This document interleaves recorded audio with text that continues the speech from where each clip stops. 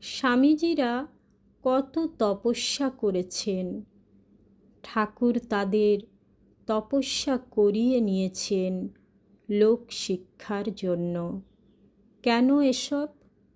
এই এক্সপিরিয়েন্সগুলো অন্যের সময় অ্যাপ্লাই করতে পারবে। গৃহীরা একটুখানি শখের ধর্ম নিয়ে আছে।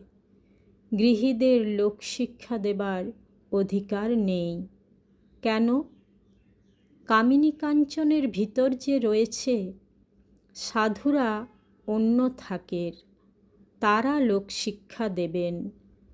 তাদের তাই সব ত্যাগ করিয়ে নিয়েছেন। স্বামীজিকে তপস্যা করিয়েছেন পাকা পাইলট বানাবেন বলে। তবে তো জগৎগুরু হতে পারবেন। লোকের অন্নাভাবে কি কষ্ট তা বুঝতে পারবেন। তাই তো সেবাশ্রম, রিলিফ কত কি করলেন দরিদ্রের সেবার জন্য।